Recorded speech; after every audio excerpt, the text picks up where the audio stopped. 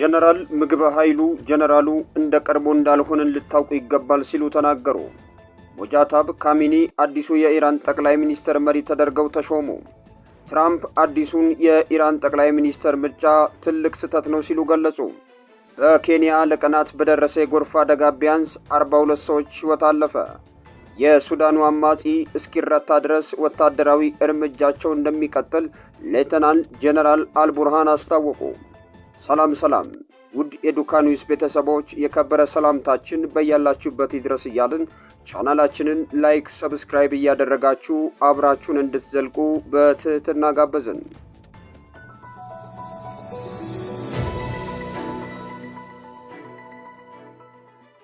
ከሰሞኑን በጠና መታመማቸው በስፋት ሲነገር የነበረው ጀነራል ምግበ ኃይሉ በአደባባይ የታዩ ሲሆን በእርግጥም ታመው እንደነበር አረጋግጠዋል።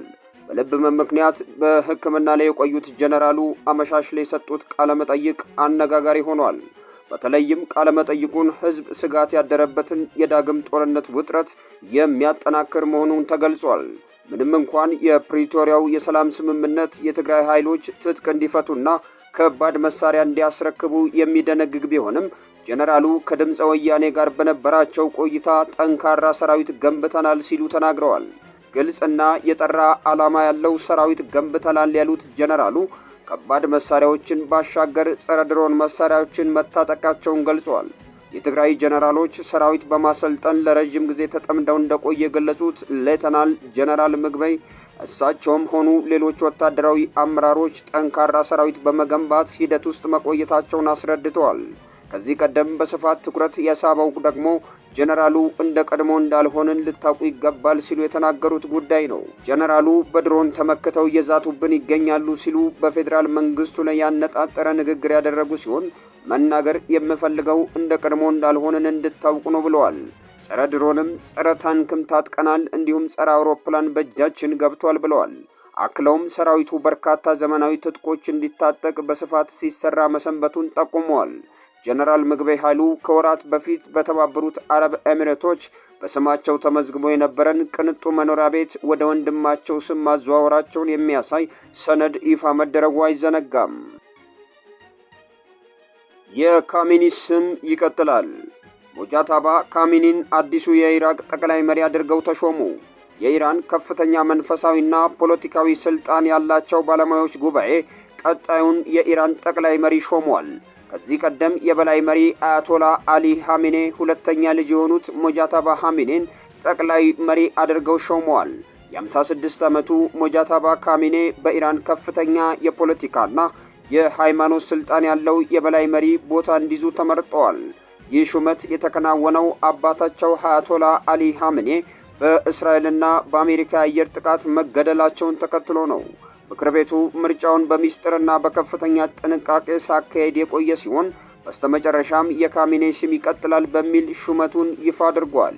የአሜሪካው ፕሬዝዳንት ዶናልድ ትራምፕ ቀደም ብለው የካሚኔን ልጅ ሹመት ተቀባይነት የሌለው ሲሉ የገለጹት ሲሆን አዲሱ መሪ ያለ አሜሪካ ፍቃድ ብዙ ሊቆዩ እንደማይችሉ አስጠንቅቀዋል።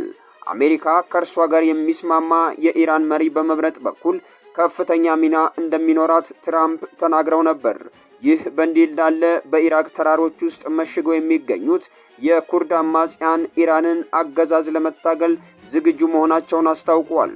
የቡድኑ ከፍተኛ አዛዥ ሮከን ናራዳ መብታችንን ለማስከበር በማንኛውም መንገድ ለመታገል ዝግጁ ነን ብለዋል።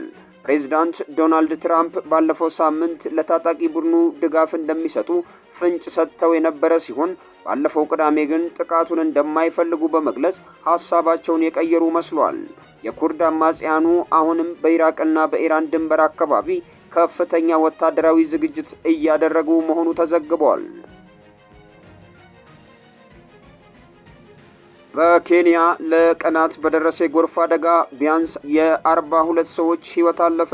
በኬንያ ለቀናት በቀጠለ የጎርፍ አደጋ ቢያንስ 42 ሰዎች መሞታቸውን መንግስት አስታውቋል። ከአርብ ጀምሮ የጣለው ከባድ ዝናብ በተለያዩ የሀገሪቱ ክፍሎች ጎርፍ አስከትሏል። የኬንያ የሕዝብ አገልግሎትና የልዩ ፕሮግራሞች ሚኒስቴር ጄፊር ሩኩ ለጋዜጠኞች በሰጡት መግለጫ እንደተናገሩት ከሆነ ፖሊስ ከዚያን ጊዜ ጀምሮ በዋና ከተማዋ ናይሮቢ ሕይወታቸውን ያጡትን 26 ሰዎችን ጨምሮ 42 ሰዎች መሞታቸውን ዘግበዋል። በሳምንቱ መጨረሻ በተለያዩ የአገሪቱ ክፍሎች በጣለው ከባድ ዝናብ መንገዶችን በማጥለቅለቁና በተለያዩ ከተሞች የትራንስፖርትና የዕለት ተዕለት እንቅስቃሴን በማስተጓጎል በተለያዩ ወረዳዎች የሰውን ሕይወት ማለፉን ፖሊስ አስታውቋል። የጎርፍ አደጋው በመሰረተ ልማትና በኑሮ ላይ ከፍተኛ ጉዳት አድርሷል ተብሏል። በናይሮቢ የጎርፍ ውሃ መደበኛ ባልሆኑ ሰፈሮች ውስጥ ቤቶችንና ተሽከርካሪዎችን ጠራርጎ በመውሰድ ወንዞችን ከገደባቸው በላይ እንዲፈሱ አድርጓል ተብሏል። የኬንያ አየር መንገድ ዝናቡ ወደ ናይሮቢ የሚያደርገውን በረራ በማስተጓጎሉ የተወሰኑ በረራዎችን ወደ ባህር ዳርቻ ከተማ ሞምባሳ እንዲቀየሩ አስገድዷቸዋል ተብሏል። የኬንያው ፕሬዝዳንት ዊሊያም ሩቶ የነፍስ አድን ስራዎችን ለማስተባበር ወታደሮችን ጨምሮ የአደጋ ጊዜ ሰራተኞች ቡድን ማሰማራታቸውን ገልጸው ለተጎዱት ማህበረሰቦችም አዘናቸውን አስታውቀዋል። የሱዳኑ አማጺ ኃይል እስኪረታ ድረስ ወታደራዊ እርምጃቸው እንደሚቀጥል ሌተናል ጀነራል አልቡርሃን አስታወቁ።